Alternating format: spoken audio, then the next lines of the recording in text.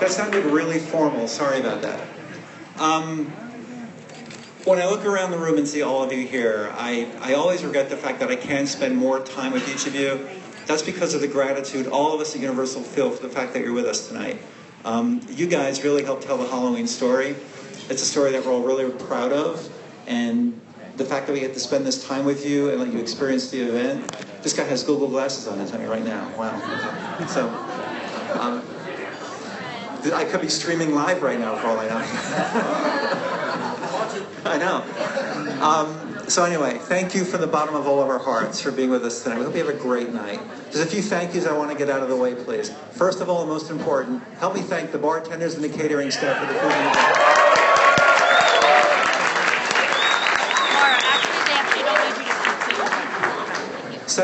Secondly, a group of people who are really dear to my heart. It's the public relations and publicity team. Could you guys raise your hands if you're with me?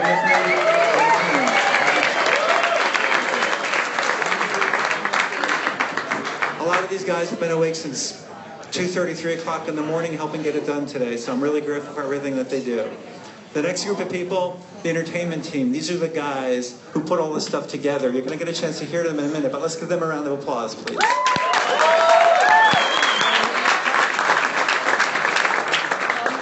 Someone asked me before, what's your rain plan? And I said, they're called ponchos.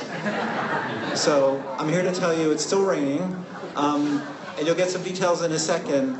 After a few people get the chance to talk with you, we're going to kind of walk you through that room where some of you have just been. You'll get hooked up with your VIP guides. We'll give you some ponchos. You'll be good, okay? We all know at some point the rain's going to stop. But in the meantime, pretty good atmosphere, right? It works. It works.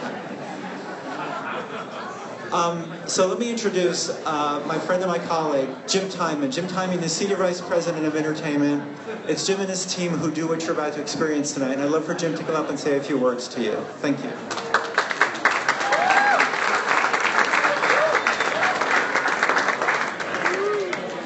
Really, it's just my job tonight to say, as Tom said, thank you all for being here and covering the event for us. Halloween Horror Nights is near and dear to the Entertainment Division's heart. It's a labor of love, as you all know, that have followed us for many years. Really, I want to say on behalf of the division, it's an army that puts on Halloween Horror Nights. It's about a 360-day effort. A lot of you ask me that talk to me every year, well, how long does it take to do Halloween? It's literally about 360 days. We take about 5 days off-ish on Halloween, give or take. And what you see tonight is the effort of a lot of people, an army, literally, of designers, artists, the people that do the concepts and the writing, the production staff that actually designs and builds it, engineers it, the architects that really make it all safe and so it doesn't fall down is important too. And then the operational team, the stage managers that run us through it every night and make it work for 28 nights. And it's really an army of people, the characters, the technicians, the costumers, everybody behind the scenes that you never even see. And really I want to thank all of them because tonight as you go through it, the kind of the voodoo magic that happens with Halloween Horror Nights that we put on every year, and that you all appreciate so much and give us so much credit for. We really love the coverage that you bring to all of your readers and all of our fans and all the people that watch and really pay attention to everything that you print and write and put out there. Thank you all so much for being here for us. It means so much to all of our teams. Thank you. And really my role has become now tonight to introduce the guy that you all really know and love.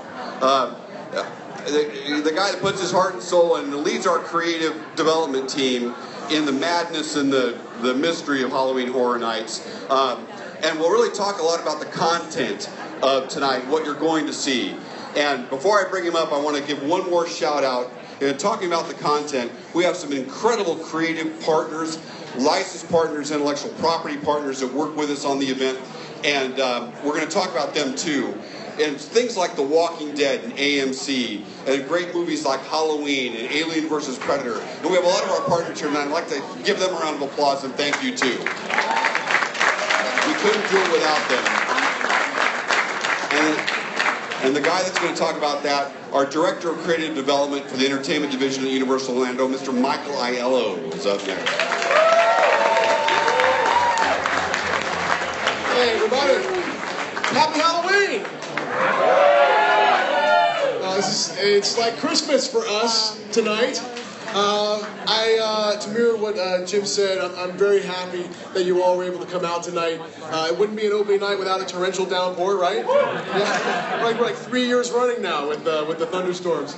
But yes, the content this year, we as the creators and designers and the technicians and the architects involved in this event, we really could not be happier with the diverse level of content that we're able to offer this year for Halloween Horror Nights 24. We feel we've really upped our game this year. We've had a team member preview this past Wednesday, and it went very, very well. There was a lot of great feedback, a lot of positive feedback, even in this kind of still gestating state that is team member preview. Gestating like an alien. But the content this year is I think more detailed than we've ever done it before. Again, Walking Dead. It's rare for our team to consider a brand for 3 consecutive years. And when we chose to collaborate again with AMC, we wanted to make sure that we were presenting something to you, our guests, the fans, that was different than they'd seen in the previous 2 years. If you've been to the event before, you know the first maze for Walking Dead was all based around seasons 1 and 2. The second one was season 3. A singular location. Last year's maze was all about the prison. Season 4 presented a really great idea for us because it was about those survivors journeying to several different environments separately. And we noticed that there were a lot of really great environments, a lot of large environments. So we decided early on that we were going to create the largest maze we've ever produced in the history of Halloween Horror Nights, and it really is. That's not just a line, it really is. Typically a maze for us is about 370 linear feet. This is double that, it's about 670 linear feet. More than we've ever done before. More walkers than we've ever had in a maze. We've got 60 plus walkers at a time in this maze. And it's all season 4 from beginning to end. In all the environments. We've got the big spot. And it is a grocery store. It's the size of a grocery store. We've got a military helicopter coming through the ceiling. It is quite detailed, and we're really proud of it. So you've got something that's very current and today. And then one thing we always like to do in the event is present something that kind of shows where horror started. A film that literally defined the slasher genre. My favorite horror film of all time, John Carpenter's classic movie, Halloween. It's an amazing film. It's the scariest movie ever. It really is. If you've never even seen the movie, you know the music in that film. It just raises the hair on the back of your neck when it's happening. But to create that maze and do linear storytelling, where we're telling the entire story. You're starting with young Michael. You're ending with Loomis shooting him 6 times, 6 times, 6 times. You know, you're seeing all of it. Every kill. And you're in the 1978 film. Where we're so proud of it, and our team member preview was very successful for that maze. I can't wait for you guys to experience it. From Dusk Till Dawn. Again, a classic movie, Quentin Tarantino, Robert Rodriguez, done in the late mid-90s, has suddenly kind of a rejuvenation. It's now a TV series on the El Rey network. So we latched onto that. We can do a bar, we can do a club of some sort, with snake-like vampires, again, different looks. It's about rock and roll. That maze is rock and roll from beginning to end. It's a great aesthetic. The one brand I think that we were probably most excited about just from a fan sense, but also when we knew we were going to be able to do it, it also scared us the most creatively, and that would be Alien versus Predator. The Alien brand, the Predator brand, these creatures are iconic. And to be able to create them in a live sense is no easy task. Learning from what we did with American Werewolf last year, all the puppetry that we employed, that was kind of a starting point for us in how we were going to create the aliens. And when you walk through this maze, they're there. Aliens are there. They move and act just like they do in the film. The Predators, casting challenge there. We needed guys that, I'm 6'2". I want to be able, when I see a Predator, to look up. So we got to cast guys that are 6'6" to 6'9" to play these guys, and we've got them. When these Predators show themselves, it's like a wall of a mass right in front of you. The aesthetics of this maze are beyond anything we've achieved before. It is a really detailed environment, kind of a really cool science fiction homage to the Alien versus Predator brand, and we couldn't be happier with it. Dracula Untold, It's a Universal picture coming out October 10th. A unique opportunity for us because we kind of get to be a living preview for the movie even before it comes out. So we can present some aesthetics that you'll know once the movie is released in theaters. It's got all the things you want. It's got a gothic castle, it's got vampires, it's got burning villages. It's a lot of fun. And again, every environment, every maze offers something different and unique. Original content this year is, I think, some of the best we've done in a long, long time. Dollhouse of the Damned is probably the creepiest maze we've ever produced. Dolls just by themselves are creepy, so when we can sit in a room and figure out how do we make them creepier, we're in for a good time. Roanoke Cannibal Colony, we want to tell a history lesson. Why not? Roanoke, an actual colony. The colonists disappeared, no one knows why. We're going to tell you the story. They ate themselves. Why not? Like you do. Giggles and gore. Who's afraid of clowns? A lot of people. So let's take clowns. Let's show that evil clowns aren't born, they're made. And they're made inside this factory facility. You guys are going to go inside and see how they're created. We're so happy. Scare zones are back. Huge. Two standouts. Face Off. We have a great partnership with Sci-Fi in two very unique ways. It's a sister network, but also many of the makeup artists that have appeared on that show and won are Halloween Horror Night makeup artists right here in Orlando. So to be able to have them feature their designs, even Laura Tyler, who's here tonight, being able to have her here and have one of her characters represented in the event is kind of a full circle thing, and it's really cool. So again, the amount of content we have this year is amazing. We're really happy with it, and most of all, I just hope you guys have an amazing time tonight, and happy Halloween.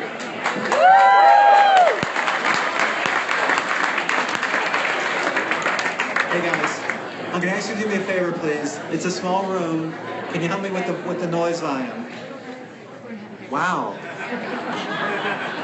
I really appreciate that. I want to introduce someone who's really special to you, and I want to make sure you hear her.